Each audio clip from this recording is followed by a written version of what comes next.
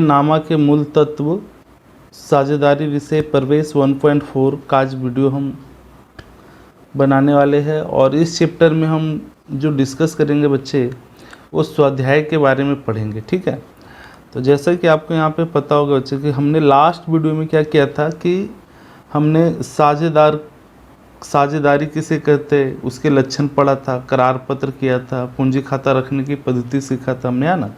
तो आज हम लोग स्वाध्याय के बारे में हम डिस्कस करेंगे। ठीक है, तो ये जो स्वाध्याय है इसके अंदर जो आपके टेक्स्ट बुक का जो स्वाध्याय है बच्चे, वही हम डिस्कस करने वाले हैं। ठीक है, और उसका सारा सॉल्यूशन मैं आपको यहाँ पे समझाने वाला हूँ। तो सबसे पहले देखेंगे हम लोग यहाँ पे कि यदि कोई साझेदार प्रति मास के प्रारंभ में आहरण करे तब n बराबर कितना लेते हैं, 78/12। ठीक है, तो ये जो 78/12 है बच्चे, ये आता कैसे है?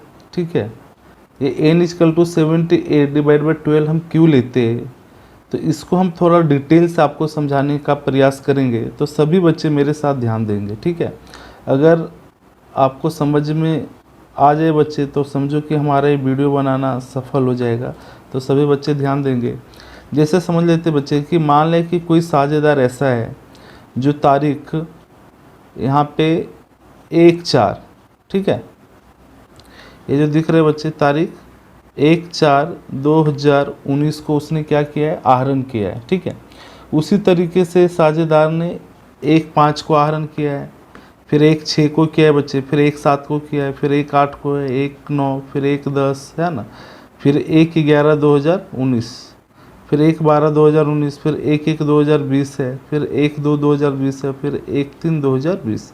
कहने का मतलब है कि जब कोई बिजनेस हम स्टार्ट करते बच्चे तो साझेदार को आहरण करने की ज़रूरत पड़ती है। और आहरण कैसा है कि प्रति माह के प्रारंभ में, यहाँ पे देखो लिखा है कि प्रति मास के प्रारंभ में आहरण करते, तब n बराबर क्या लेंगे, 78/12। अब बच्चे के मन में ये होता है कि ये n बराबर 78/12 कहाँ से आया है ना।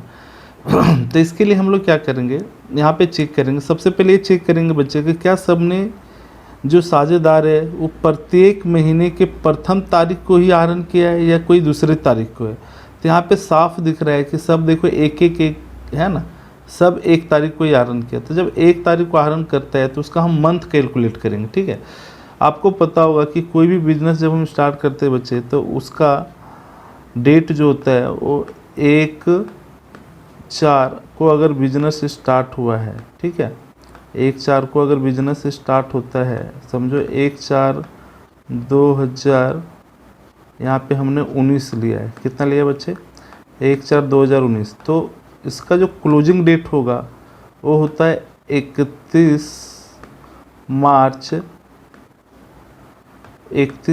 2020 को इसका क्या हो जाएगा, लास्ट डेट होता है। ठीक है, तो यहाँ पे हम लोग 31 मार्च 2020 को इसका क्लोजिंग होगा।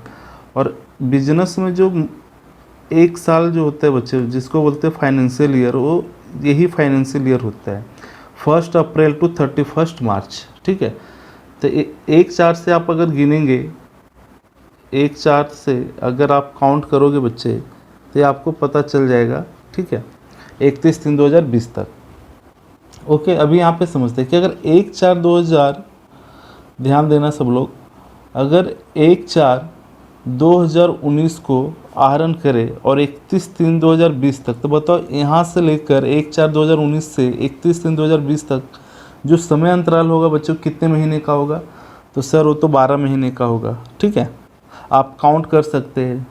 यहाँ से देखो, अगर 1/4 है तो यहाँ से हम गिन सकते हैं, 1 2 ये 3 हुआ, 4 ये 5 6 7 8 9 10 11 और ये 12 महीना हो गया बच्चे, है ना। ठीक है, तो अगर 1 तारीख को आहरण करेंगे 1/4 को, तो उसको 12 महीने का ब्याज देना पड़ेगा। कितने महीने का ब्याज देंगे, 12 महीने का। जैसे अगर 1/5 को आहरण करेगा तो 1/5 से 31/3/2020 तक उसका सिर्फ 11 महीने ही होगा, है ना। 1/6 को अगर आहरण करेंगे तो 31/3/2020 तक सिर्फ 10 महीने होगा। आप अगर गिनोगे तो आपको पता चलेगा। इस डेट से नीचे आप काउंट कर लो तो पता चल जाएगा कि कितना महीना है। ठीक है, 1/7 से लेकर 31/3 तक अगर काउंट करेंगे तो 9 होगा। इसी तरीके से 8 7 6 5 4 3 2 1। जब ये सारे मंथ को हम प्लस करेंगे बच्चे, ठीक है, ये सारे मंथ को हम क्या कर देंगे, अगर हम प्लस करेंगे तो ये आपका 78 आएगा टोटल, ठीक है। टोटल कितने मंथ हो जाएंगे बच्चे 70, यहाँ से लेकर आप यहाँ तक का टोटल करेंगे तो टोटल 78 मंथ होगा, ठीक है। और ये जो 78 मंथ है बच्चे, इसीलिए इसको 78 मंथ को हम क्या करते हैं, वर्ष में बदलने के लिए 12 से भाग दे देते हैं, ठीक है। तो ये हो जाएगा 78/12, ठीक है। तो कभी भी इस टाइप का क्वेश्चन होगा तो आपको इस तरीके से मंथ कैलकुलेट करना रहता है, लेकिन आपको सिर्फ क्या करना है, याद कर लेना है कि प्रति मास के प्रारंभ में आहरण करें तो 78/12। ये तो मैंने समझाने के लिए आपको बताया बच्चे कि 78 कैसे आता है, ठीक है। ओके, नेक्स्ट आगे देखते हैं। अगर आहरण पर ब्याज ज्ञात करना बचे तो इसका जो फार्मूला होता है PRN/100, ठीक है। आपको पता होगा कि आहरण पर ब्याज ज्ञात करने का जो फार्मूला होता है वो PRN/100 है, ठीक है। उसी तरीके से यहाँ देखेंगे कि जो P है, P को हम बोलते हैं आहरण की रकम। अगर हम आहरण पर ब्याज निकालते हैं तो जो P होगा बच्चे वो आहरण की रकम होता है, ठीक है। उसी तरीके से R है, R को हम बोलते हैं ब्याज की दर, रेट ऑफ इंटरेस्ट भी बोल सकते हैं ना। और N जो होता है इसको हम बोलते हैं समय, है ना, ये टाइम को डिनोट करता है बच्चे। नेक्स्ट आता है कि यदि कोई साझेदार प्रति माह में आहरण प्रारंभ में आहरण करे तो N बराबर कितना ले लेंगे 78/12, ठीक है। ये आपको याद रखना है, ठीक है, क्योंकि एग्ज़ाम में अक्सर इस टाइप के क्वेश्चन पूछे जाएंगे, क्योंकि यही आपका सिलेबस है आहरण पर ब्याज ज्ञात करने का, ठीक है। कि अगर प्रति मास के प्रारंभ में आहरण करे तो N बराबर कितना लेंगे 78/12।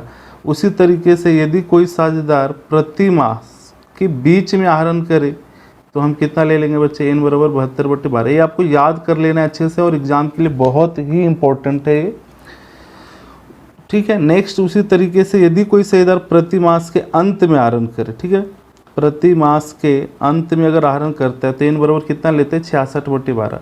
और ये जो 78/12 है, 72/12 है, 66/12 कैसे आता है वो आपको मैंने लास्ट फर्स्ट पेज पे ही मैंने स्टार्टिंग में आपको समझाया था, है ना। उसी तरह जैसे 78 आता है बच्चे, ऐसे ही 72 भी आएंगे, 66 भी आएंगे, है ना। तो 66/12 जब अंत में रहेगा तो याद कर लेंगे, है ना। बीच में है तो 72/12 और प्रारंभ में तो 78/12, ठीक है। अब इसको याद करेंगे तो सम्स बहुत ईजिली बन जाता है, कोई दिक्कत नहीं, ठीक है। अभी हम देखते हैं क्वेश्चन।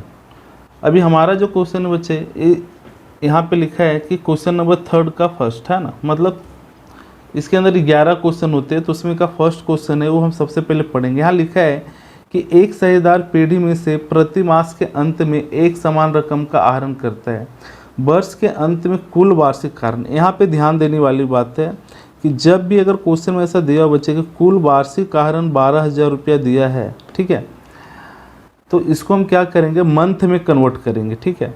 और क्योंकि हमको क्या है कि जब भी हम आहरण पर ब्याज ज्ञात करेंगे तो देखो क्वेश्चन में स्टार्टिंग में क्या बोला है, प्रति मास के अंत में। तो जब प्रति मास के अंत में आहरण करेगा तो आप तो 66/12 लिखोगे, 66/12।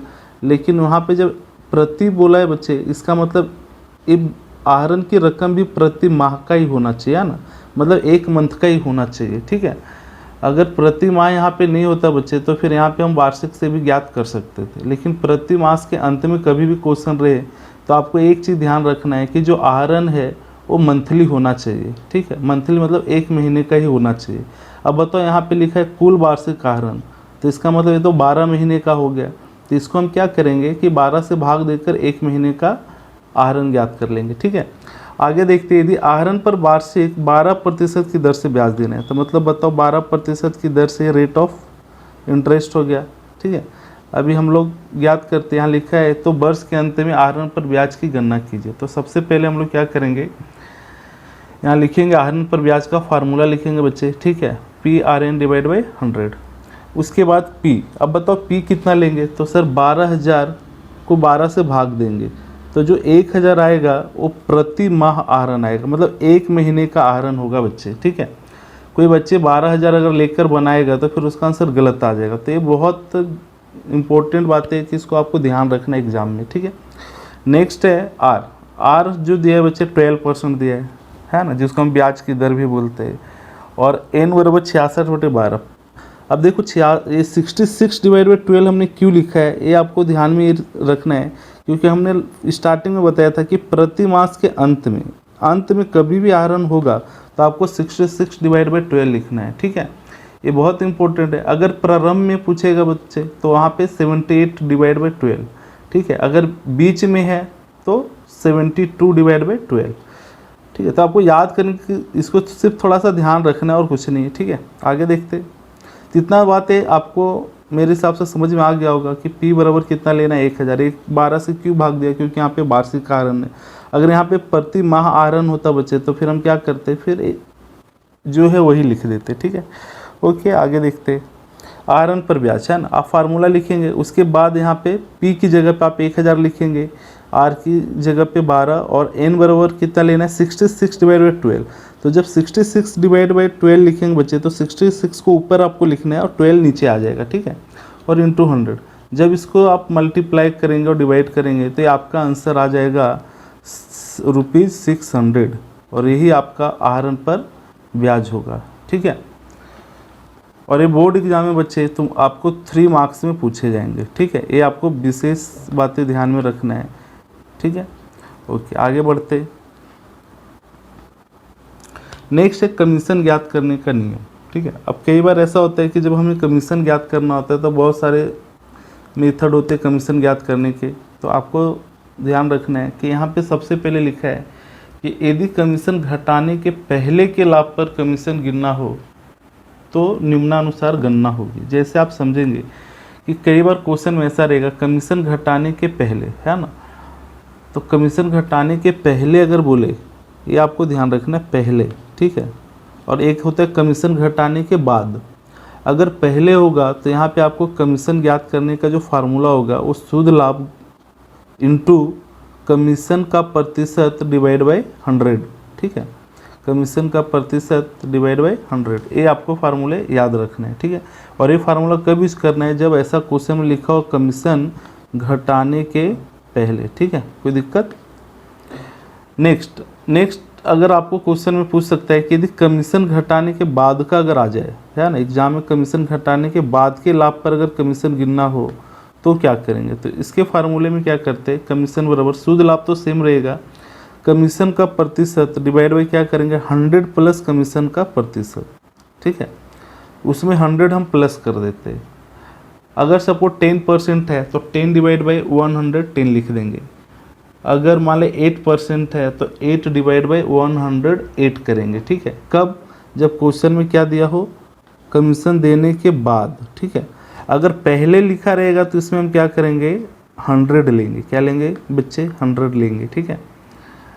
ये दो फार्मूले जो बहुत इंपॉर्टेंट है वो आपको ध्यान रखना है, ठीक है। और इसमें एक चीज़ ये याद रखना है कि क्वेश्चन में जो रहेगा वो क्या दिया रहेगा, शुद्ध लाभ होगा बच्चे, ठीक है। नेक्स्ट यहाँ लिखा है कमीशन घटाने के पहले के जो लाभ होता है उसको हम शुद्ध लाभ कहते हैं, ठीक है।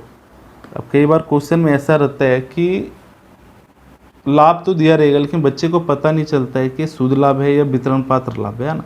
तो आपको ये ध्यान रखना है कि अगर क्वेश्चन में कमीशन घटाने के पहले का लाभ है तो उसको हम क्या बोल देंगे, शुद्ध लाभ, ठीक है। और कमीशन घटाने के अगर बाद का लाभ हो तो इसी लाभ को हम वितरण पात्र लाभ कहते हैं, क्या बोलेंगे इसको, वितरण पात्र लाभ, ठीक है। क्योंकि जब हम शुद्ध लाभ में से कमीशन को माइनस कर देते हैं तब हमें वितरण पात्र लाभ की प्राप्ति होती है, ठीक है। ओके, ये तो फार्मूला है। अभी एक चीज़ और ध्यान में रखना है कि जो कमीशन होता है बच्चे वो हम मैनेजर या तो साझेदार को दिया करते हैं, ठीक है। हमारे पास जो भी मैनेजर होंगे, साझेदार होंगे, उनको हम क्या दिया करेंगे, कमीशन देते हैं, ठीक है।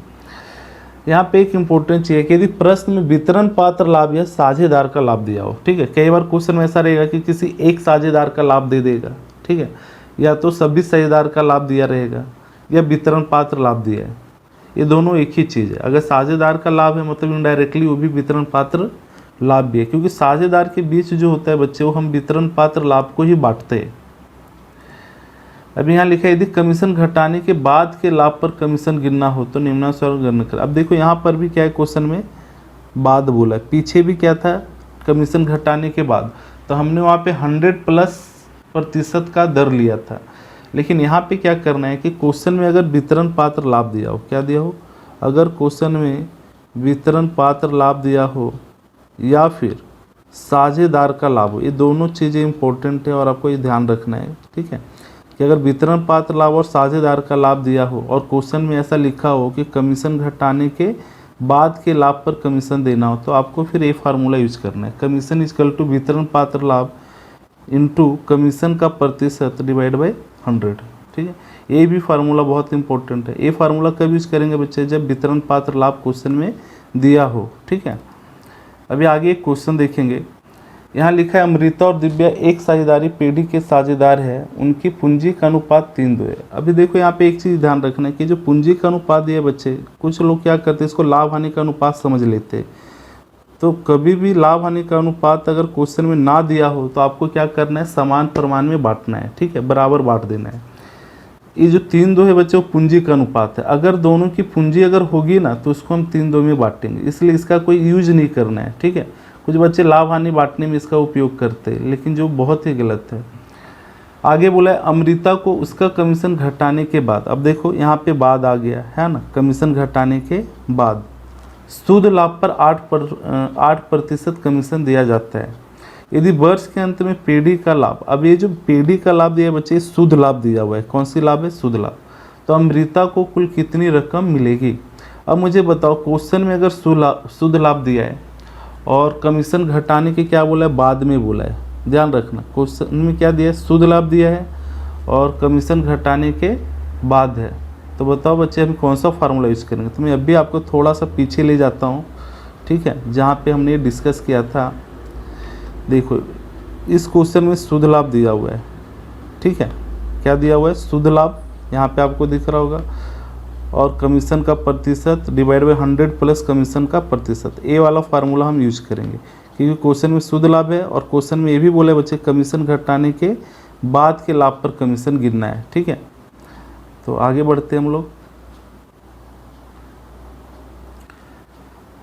तो सबसे पहले हम लोग क्या करेंगे, अमृता का कमीशन ज्ञात करेंगे। तो फार्मूला लगाएंगे शुद्ध लाभ गुने कमीशन का प्रतिशत डिवाइड बाई 100 प्लस कमीशन का प्रतिशत। ठीक है, अब बताओ शुद्ध लाभ कितना दिया है, तो 96,876 इंटू 8 डिवाइड बाई 100 प्लस 8 है ना, मतलब 8 डिवाइड बाई 100 प्लस 8, तो यानी कितना आ जाएगा 96,876 गुने 8 भागे 108 कर देते हैं। ठीक है, तो ये आपका आंसर आ जाएगा 7,176। तो ये जो 7,176 है बच्चे, ये आपका कमीशन हो गया। क्या हो गया, ये अमृता का कमीशन हो गया। ठीक है, और ये जो कमीशन है इसको हम क्या करेंगे, आगे वितरण पात्र लाभ निकालेंगे। तो जब वितरण पात्र लाभ निकालते हैं तो शुद्ध लाभ में से हम क्या करते हैं, कमीशन को माइनस करते हैं। ठीक है, कभी भी वितरण पात्र लाभ निकालना हो तो शुद्ध लाभ में से हम क्या करेंगे, कमीशन को घटा देंगे।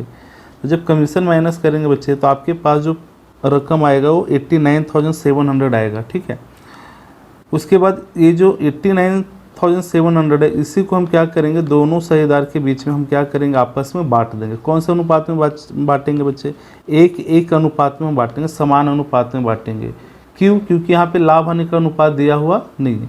तो जब कभी भी किसी भी प्रश्न में, किसी भी क्वेश्चन में अगर लाभ हानि का अनुपात ना दिया हो तो लाभ को हम लोग क्या करते, बराबर भाग में बांट देते। अब बताओ आप मुझे, यहाँ पे पूंजी का अनुपात दिया, क्या इस अनुपात में लाभ को बांटेंगे, तो बिल्कुल नहीं बांटेंगे। ठीक है, अगर यहाँ पे लिखा होता है लाभ हानि का अनुपात तो फिर हम बांटते। ठीक है, ओके, तो हम लाभ को किस में बांट देंगे बच्चे, 1-1 में बांटेंगे। तो जब 1-1 में बांटेंगे तो यहाँ पे देखेंगे अमृता का लाभ 89,700 डिवाइड बाई 2, क्योंकि हमारे पास 2 साझेदार है तो 2 से भाग देंगे, अगर 3 होगा तो 3 से भाग देंगे। ठीक है, तो यहाँ पे 2 है तो 2 से भाग दे दिया, तो कितना आ गया 44,850। तो ये अमृता का लाभ हो गया। अब लिखेंगे अमृता को प्राप्त कुल रकम। तो प्राप्त कुल रकम का मतलब हुआ कि एक तो वितरण पात्र लाभ हो जाएगा बच्चे और एक कमीशन हो जाएगा। ठीक है, तो हम लोग यहाँ पे 44,850 ये जो हमने निकाला है वो वितरण पात्र लाभ हो गया। यहाँ पे जो आपने वितरण पात्र लाभ निकाला, ये वितरण पात्र लाभ प्लस कमीशन, कमीशन हमने यहाँ पे निकाला है 7,176, तो यहाँ पे 7,176। अब दोनों को हम प्लस कर देंगे तो आपका फाइनल आंसर हो जाएगा। तो आपसे अगर कोई पूछे कि भाई अमृता को कुल कितनी रकम मिलेगी, तो हम बताएंगे 52,026 रुपये, है ना, यानी 52,026। ओके बच्चे, तो ये आपका सॉल्यूशन है। नेक्स्ट इसी में थर्ड क्वेश्चन एक पढ़ेंगे। यहाँ पे लिखा है कि विस्मय, अभिजीत और कुणाल 3-2-1 के परमाणु में लाभ हानि बांटने वाले साझेदार है। अब देखो यहाँ पे लाभ हानि का अनुपात दिया है तो आप लाभ को इस अनुपात में बांट सकते हैं। ठीक है, आगे लिखा है मैनेजर को उसका कमीशन देने के बाद, मेन यही चीज़ है, ये जो बाद और पहले आता है बच्चे, ये बहुत ध्यान रखना है आपको। ठीक है, मैनेजर को उसका कमीशन देने के बाद बढ़ते लाभ का 10% कमीशन देना है। कमीशन कितना देना है? 10%। ठीक है। अब हमें ये देखना है कि हमारे पास शुद्ध लाभ दिया है या फिर वितरण पात्र लाभ दिया है। अगर बच्चे शुद्ध लाभ होगा तो फिर हम अभी जो फार्मूला यूज किया उसको हम यूज करेंगे। अगर वितरण पात्र लाभ होगा तो फिर हम दूसरा फार्मूला लगाएंगे। ठीक है। तो देखते हैं, यहाँ पे लिखा अभिजीत के भाग में ₹30,000 लाभ आता है। अब बताओ बच्चे, अभिजीत का लाभ दिया है, मतलब ये साझेदार का लाभ है। तो मैंने बताया था अगर साझेदार का लाभ है तो इस लाभ को हम वितरण पात्र लाभ भी बोल सकते हैं, क्योंकि वितरण पात्र लाभ भी साझेदार के बीच में बांटा जाता है। तो सबसे पहले हमको क्या करना है कि अगर एक साझेदार का लाभ दिया है तो उसके बेस पे हम क्या करेंगे? पीढ़ी का कुल वितरण पात्र लाभ ज्ञात करेंगे। ठीक है। तो ज्ञात करने के लिए एक फॉर्मेट बनाएंगे, विवरण, अनुपात और लाभ। ठीक है। यहाँ लिखेंगे विस्मय, अभिजीत और कुणाल। उसका अनुपात है बच्चे 3:2:1। ठीक है। अब इसमें सबसे पहले ये ध्यान रखना है कि ये 3 साझेदार में से किसका लाभ हमें पता है। तो यहाँ पे क्वेश्चन अगर आपने पढ़ा होगा तो अभिजीत का लाभ सभी बच्चों को पता है कि 30,000 है। तो अगर अभिजीत का लाभ यहाँ पे देखो 30,000 है, दिया ना 30,000। और उसका अनुपात कितना है बच्चे? तो उसका अनुपात यहाँ पे अगर आप ध्यान दो तो 2 है। ठीक है। अगर उसका अनुपात 2 है और लाभ कितना है? 30,000। तो अब 30,000 को क्या करना है? 2 से भाग देंगे। ठीक है। तो ये आ जाएगा आपका 15,000। इससे पता चलता है कि अभिजीत को 15,000 लाभ मिला होगा, जिसको गुना करने पे उसका लाभ 30,000 होगा। ठीक है। अब बताइए जो 15,000 है वो कैसे आएगा, पहले ही बताओ।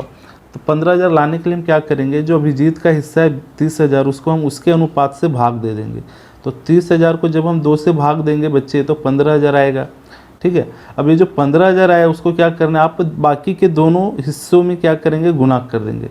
अब इसका अनुपात 3 है तो इसको भी 15,000 से गुना कर देंगे। 1 है तो इसको भी 15,000 से गुना कर देंगे। तो जब 1 को 15,000 से गुना करेंगे तो 15,000 आएगा। 3 को 15,000 से गुना करेंगे तो 45,000 आएगा। ठीक है। कभी भी याद रख, अनुपात में कभी भी हम कुछ रकम गुना करते बच्चे तो समान रकम गुना होता है। ठीक है। किसी में ज़्यादा किसी में कम हम गुना नहीं कर सकते। ये अनुपात का अपना एक खुद का रूल्स है। जब भी वो गुना होगा, मल्टीप्लाई करेंगे तो सेम रकम से ही हम लोग उसको क्या करेंगे? मल्टीप्लाई करते हैं। ठीक है। अनुपात अलग हो सकता है लेकिन ये मल्टीप्लिकेशन का जो चीज़ है वो सेम होता है हमेशा। ठीक है। तो अगर 15,000 हमको मालूम पड़ गया तो इसका मतलब समझ लो कि आगे का जितने भी अनुपात होंगे सब में सेम 15,000 को ही गुना करना है। ठीक है। तो 15,000 को हम गुना करेंगे तो हमें लाभ मिल जाएगा 15,000, 30,000, 45,000। जब हम ये तीनों लाभ को हम प्लस कर देंगे यहाँ से यहाँ तक का, ठीक है, तो हमारा लाभ हो जाएगा 90,000 टोटल करने पे। और ये जो 90,000 आया वो एक साझेदार का नहीं बल्कि सभी साझेदार का है। तो हमने बताया था अगर सभी साझेदार का अगर लाभ दिया हो तो इसी लाभ को हम वितरण पात्र लाभ भी बोल सकते हैं। कौन से लाभ बोलेंगे बच्चे? वितरण पात्र लाभ। क्योंकि जो वितरण पात्र लाभ होता है उसी लाभ को तो हम साझेदार के बीच में बांटते हैं, है ना। अब जब वितरण पात्र लाभ मिल गया तो फिर हमने फार्मूला बताया था कि मैनेजर का कमीशन निकालना है तो वितरण पात्र लाभ गुण इंटू कमीशन का प्रतिशत डिवाइड बाई 100 करेंगे। ठीक है। ये फार्मूला हम क्यों यूज कर रहे हैं? क्योंकि क्वेश्चन में 2 चीज़ें इंपॉर्टेंट है। एक तो वितरण पात्र लाभ है और दूसरा कमीशन देने के यहाँ पे क्या दिया है? बाद में, है ना। तो अगर ये बाद में आता है तो ये ध्यान रखना है। ठीक है।